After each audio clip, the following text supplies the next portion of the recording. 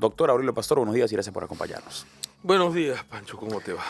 Difícil día para la policía, definitivamente, porque hechos como estos de acá marcan mucho y dañan mucho una ya bastante resquebrajada Policía Nacional, ¿no? ¿Cuál es la reflexión que tienes tú? Sí, es verdad, lo que dices es verdad. La policía viene dando muestras hace una buena cantidad de tiempo ya de este tipo de desviaciones, no solamente en la conducta de alguno de sus miembros con respecto a estos temas particulares, sino también en la conducta de otro grupo vinculado muchas veces a criminalidad y a criminalidad organizada, con la participación en eventos delictivos graves, el arrendamiento de armas o el préstamo de armas, el hecho de facilitar información para que se cometan algún tipo de delitos, los casos de corrupción que se presentan en diversos miembros. Entonces, pero yo creo que todo eso forma parte de una falta de liderazgo dentro de la institución y dentro del Estado. Dentro del Estado. Dentro del ¿Te refieres Estado. a la presidenta Dina Boluarte? No solamente de la presidenta. En el caso de Dina Boluarte, hay que considerar que se trata de una persona que llegó de chiripa. Sí, al azar, sin tener ningún tipo de preparación. Yo creo que ni siquiera estuvo preparada para integrar una plancha presidencial. Y tengo algunas versiones que dicen que fue convocada a última hora. El mismo Vladimir Cerrón incluso hizo un mea culpa y dijo, reconocemos que no fue la mejor selección. Sí, y yo entiendo, por eso digo que tengo algunas versiones de gente que me ha manifestado que fue convocada a última hora para completar la plancha. Y para completar la plancha terminó siendo la presidenta del Perú. Sí. Entonces una persona que no ha tenido ninguna preparación política, un paso muy tenue en la administración pública, en un cargo muy chiquito, no ha tenido una preparación ni intelectual ni psicológica para asumir el cargo que tiene, y creo que ese es el reflejo de lo que ocurre hoy en el gobierno, ¿no? Ahora, antes de entrar al tema de Dina Boluarte, que es un poco el segundo tema y es tal vez un poco más amplio, continuemos con un poco el caso de Sheila Cóndor, la pobre víctima. Hemos visto ya el lado de la policía, tampoco quiero dejar de mencionar la evidente situación de criminalidad que se vive en el país, ¿no? Tenemos una violencia bastante fuerte, es un país donde hay víctimas de esta naturaleza, tal vez no con este ímpetu, pero hay víctimas de agresión doméstica todos los días. Esto acá no debe ser oportunidad para que sectores criminalicen a los hombres y victimicen a todas las mujeres. Yo creo que esa dicotomía no es saludable, por el contrario, genera más disputa entre la población, pero definitivamente sí tenemos que reconocer que hay personas a quienes el sistema educativo le ha fallado, o cuál es la génesis que tú encuentras para tratar de comprender el accionar de estas personas que ya se aleja de lo humano, ¿no? Y ya se pasa a lo macabro. Ya, a ver, primero, yo creo que este hecho que ha ocurrido con esta señorita lamentable es un hecho que forma parte más de un evento particular. Lo diferencio del resto de la criminalidad que ocurre a diario y permanentemente en el país que me gustaría analizar. Sí.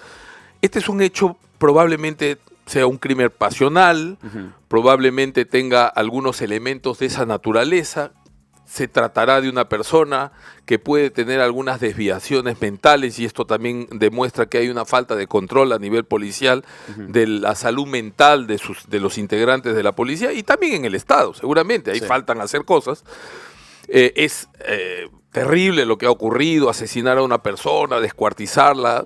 Eventualmente ocurren estas cosas no solo en el Perú, sino en cualquier sociedad del mundo, es verdad, ocurren este tipo de crímenes terribles, que, repito, tengo la impresión que es más un evento de carácter particular, que no obedece, por ejemplo, a un cobro de cupos, ni a un cobro de cuentas pendientes como parte de una mafia. Que sí se ve de manera programática en el país. Eso es lo que preocupa. El crimen que ha ganado el país y que ha ganado las ciudades y que hoy nos mantiene en zozobra a todos los peruanos. Sí. Y yo creo que frente a esa criminalidad, lo primero que se necesita es un gobierno digo, porque este es un trabajo de un gobierno. El control del crimen forma parte del trabajo de un gobierno, no solamente de un ministro, ni siquiera de una institución como la policía. Un gobierno que sepa qué hacer y que, en segundo lugar, tenga la autoridad y la voluntad política de hacerlo. Mientras eso no ocurre en el país, va a seguir pasando lo que pasa. Bien. va a seguir pasando. Entonces, aquí hay que tomar diversas medidas que van desde el control y el registro de los que vivimos en el Perú, porque acá hay un número importante de extranjeros que no se encuentran registrados, Pancho. Mira lo que te digo, siempre hacemos cálculos, decimos acá hay 1,5 millones de personas extranjeras. Sí. No es verdad. Es mayor. Nadie sabe exactamente porque no hay un registro oficial de extranjeros Sí. y tampoco hay un registro oficial de qué están haciendo los que están acá en el Perú. En segundo lugar, una vez registrados, necesitamos llevar a cabo determinadas acciones operativas. O sea, registrados los ciudadanos y hoy utilizándose los mecanismos tecnológicos que hay. Hoy día te llevan un delivery a tu casa y ya no te piden el DNI para que te identifiques, sino que te llevan el aparatito para que te puedan verificar en la huella quién eres tú. Esos aparatos, esa tecnología debería ser utilizada por la policía en las redadas que hay que hacer sistemáticamente todos los días y en determinadas zonas en donde se debe controlar el crimen que desde ahí sale a poner en zozobra a todo el país.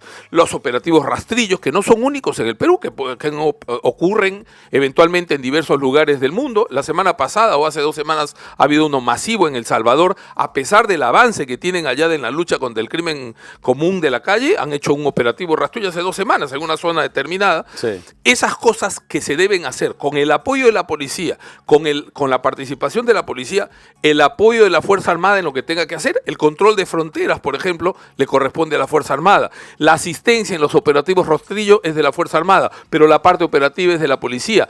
El diálogo que tiene que ver con el Poder Judicial y con el Ministerio Público frente a este tipo de operativos. El sistema penitenciario que nos garantice que desde las cárceles no se va a ejecutar crimen como hoy sucede, en donde en los lugares en donde están los criminales más peligrosos hay celulares, hay métodos de comunicación, desde ahí se extorsiona, se planifica, etcétera. Todo eso implica un trabajo conjunto de un gobierno que debería saber qué hacer, Y en segundo lugar, tener la voluntad y la decisión política de hacerlo. Ahora, mientras eso no ocurra, vamos a seguir pasando lo que hoy pasa en el país. Ahí vamos al tema de Dina Boluarte nuevamente, ¿no? Antes un poco de comenzar el programa, tú me adelantabas que desde tu punto de vista Dina Boluarte ya no es sostenible más y que su permanencia, por más que representaría definitivamente un quiebre nuevamente institucional, otro debacle más, una raya más al tigre, este tigre donde hemos tenido como 8 presidentes en 5 años, para ti eso es una mejor opción que la continuidad de Dina Boluarte. Totalmente. Yo soy de los que pensaba hasta hace algunos meses que el gobierno de Dina Boluarte debía llegar al 2026.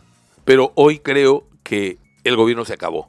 Que ya no ganamos nada prolongándolo un año más o un año y medio más y que ella debería irse de inmediato. Pero ya en 2022 en un momento se trató de vacarla y bueno, no hemos tenido un excelente gobierno, hemos tenido un gobierno que más que proactivo ha sido reactivo.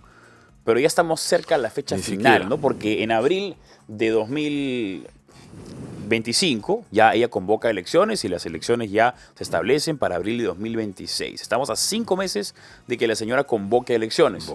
A pesar de eso, ¿tú consideras que totalmente. No deberíamos? Creo que no deberíamos esperar más, que ella debería irse inmediatamente. ¿Y las elecciones presidente cuándo? del Congreso debería tomar inmediatamente el control y convocar a elecciones, que deberíamos adelantar esas elecciones un año más para abril del próximo año y tener el 28 de julio del próximo año un nuevo gobierno democrático por 5 años, espero esta vez elegido con mayor sensatez por la población, con una mejor conformación del Parlamento y un gobierno de gente preparada para gobernar, que tenga experiencia, que tenga conocimiento y que tenga la firmeza de ordenar un país que necesita orden. ¿No crees tú que, si bien tú estás solicitando algo que debería ser lo mínimo, pero tal vez en este país no siempre se cumple, que es que haya una elección sensata, un voto sensato? Para tener un voto sensato, primero hay que tener un voto informado. Sí. Si todavía ni siquiera conocemos cuáles son los precandidatos, de qué partidos, porque ni siquiera tenemos la lista completa de cuáles son los partidos, ¿no crees que puede ser una elección muy apresurada con un resultado incluso semejante al que hemos visto ya en las últimas elecciones, si es que adelantaron las elecciones para, como tú dices, abril de 2025? No, yo pienso que como buenos peruanos siempre dejamos las cosas para el final y que si aligeramos los términos, aligeraremos también las decisiones, la toma de decisiones.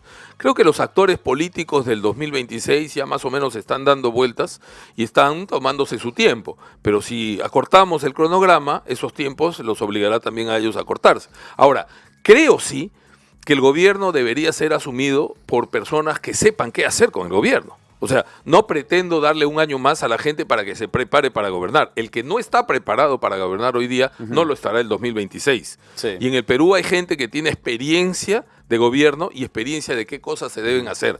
Porque tenemos que poner el gobierno y la política en manos de los políticos, pues aunque a algunos no les guste la palabra, pasa más o menos lo que hace un momento tú comentabas con el fútbol. O sea, tú vas al fútbol y ves lo que ves, como ayer lo ha reconocido el propio Zambrano Guerrero a la hora de declarar, decir, no hay más, pues, no hay más. Exacto. Eso es lo que tenemos. Bueno, en la política, lo que está hoy en la política no es lo que tenemos.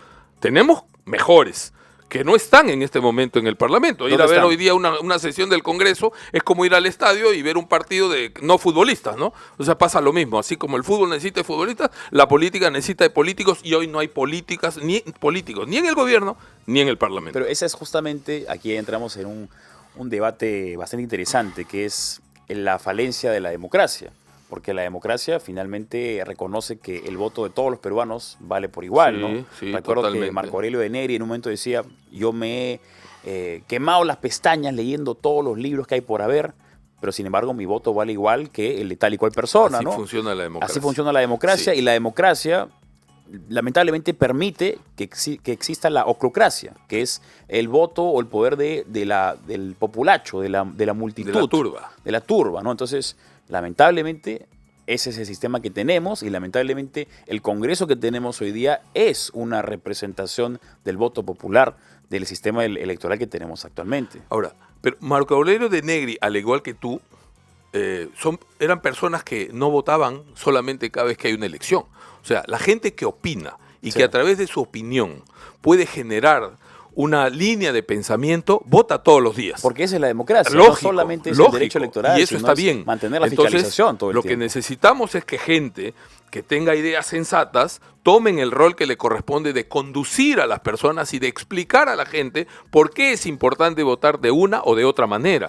Explicarle por qué no es bueno que venga alguien y ofrezca un Estado que te regale las cosas, ¿no? Que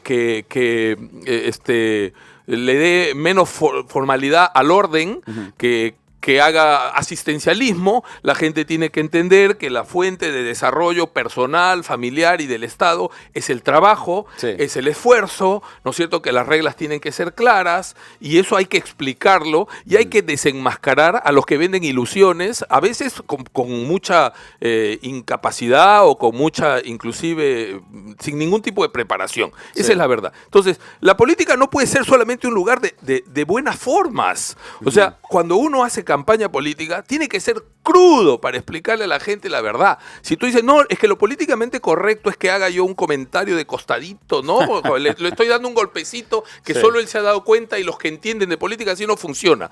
Hay que desenmascarar a los que venden ilusiones que no funcionan y Sí. explicarle al país, entre otras cosas, y te lo digo con absoluta franqueza, que donde se instalan estos famosos progresistas y caviares y lo que fueran en cualquier lugar del mundo, lo único que hacen es destruir países, destruir economías, destruir valores, destruir futuro. Pero hay que decirlo y hay que desenmascarar a la gente cara a cara en los debates, en las entrevistas, en lo que haya, sin tener ningún temor a hacerlo. O sea, las buenas formas no pueden estar encima de las necesidades de que la gente reaccione para elegir bien en nuestro país. De acuerdo contigo. Música al oído por parte del doctor Aurelio Pastor. Vamos a escuchar una nota justamente acerca de cómo sería el Perú sin Dina Boluarte, y luego también ya pasamos con los siguientes invitados porque hay muchos temas que tocar, por más que la conversación con el doctor Pastor está siendo muy amena.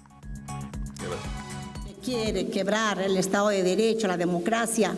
No voy a renunciar y aquí nos quedamos hasta el 2026 para seguir consiguiendo más logros para el Perú. La desaprobación de Boluarte ha aumentado drásticamente en los últimos meses. Y es que la presidenta de la República, en agosto y septiembre, su desaprobación era del 91% y en octubre subió a 92%. Ahora en noviembre llega a su pico más alto, alcanzando el 94%. La desaprobación es notable en todas las regiones del país, desde Lima y Callao hasta el norte, centro, sur y oriente. Frente a este panorama, colocándonos en el multiverso peruano, ¿qué pasaría si Dina Boluarte decidiera renunciar como Pedro Pablo Kuczynski, ser vacada como Martín Vizcarra y dar un golpe de estado como Pedro Castillo? Escenario número 1. Renunciar a la presidencia. Dina Boluarte se ha aferrado al cargo. No desea renunciar bajo ningún motivo, aunque cuando asumió la presidencia lo hizo con intenciones de hacerlo transitoriamente. Pero luego, al parecer, le gustó el poder. Pero mientras tanto, ahorita como está la situación, yo creo que no. Ella va a quedarse lastimosamente para muchos hasta el 2026. El pueblo tiene también el derecho de equivocarse, como lo hizo eligiendo en la plancha del señor Castillo a esta señora Dina Boluarte. Pero así como se tiene el derecho de equivocarse, también tenemos el derecho de corregirnos. Pero hasta eso nos han amputado del derecho ciudadano. Escenario número 2. Le apliquen la vacancia presidencial. Actualmente existe una moción de vacancia presidencial rondando los pasillos del Congreso de la República, pero hasta el momento no ha tenido más movimiento. Muy difícil, porque acá parte del Congreso está jugando en pared con el gobierno. Y tú sabes que para que se dé la vacancia tiene que haber pues un determinado grupo de votos de mayoría calificada del Congreso. Entonces es muy difícil que haya un consenso. Nosotros rechazamos rotundamente aquellas versiones o opiniones que se parcializan con el actual régimen, que dicen, bueno, pero si se va, ¿quién va a entrar? ¿Quiénes van a ser, no? Estamos conversando con el doctor Aurelio Pastor, exministro de Justicia y Derechos Humanos. Aurelio, entonces, lo que decía justamente la persona que entrevistaba en la nota me parece interesante, ¿no? ¿Este Congreso tiene la predisposición para una vacancia? No, no la tiene. ¿No la va a tener tampoco? No, tampoco. Imagínate, van a dejar lo que tienen y que tienen hasta julio del 26, esos sueldos y esos beneficios que no los tenían antes de llegar al Congreso y que tampoco los tendrán cuando salgan. Me refiero a la mayoría, no a todos. Hay excepciones, naturalmente, hay gente valiosa que se desenvuelve muy bien en el sector privado, fuera del Estado, pero la mayoría de ellos, gente que llegó al azar, completando una lista, son cualquier cosa, son gentuza para la política peruana, esa es la verdad. Y una posible vacancia después de que se anuncien las elecciones en abril de 2025, ¿podría ser ahí un cambio de escenario? Donde el Congreso diga, bueno, Dina Boluarte ya anunció las elecciones, ya no nos es útil, pero ya hay una fecha específica de elecciones, así que ya podemos vacarla. Sí, claro. Eso sí sería... Yo pienso que el Congreso tiene que ser empujado por la opinión pública a aceptar una renuncia o a vacar a Dina Boluarte, definitivamente, porque solo no lo van a hacer, ellos viven en su propia nube, salvo algunos casos puntuales que todos conocemos y a quienes respetamos mucho, porque en el Congreso hay un pequeñísimo sector de gente muy valiosa, inteligente, con voluntad de hacer las cosas bien, pero la mayoría de ellos viven en su absoluta nube, están tratando de sacarle la mayor cantidad de leche que puedan a la teta de la vaca hasta el último día, y si es posible, si pudieran, más bien ampliarían el plazo del gobierno, ¿no? Esa es la verdad, o sea, acá no hay un compromiso con el país, hay un compromiso con ellos ante su propia incapacidad de valerse en el mundo privado. Por eso es importante que el voto sea informado para evitar poner Así personas en el gobierno o en el Congreso que tengan justamente las características que menciona el doctor Aurelio Pastor, exministro de Justicia y Derechos Humanos del Perú, quien ha estado con nosotros en Radio Betel 100.1. Doctor, muchas gracias por acompañarnos. Muchas gracias, Pancho.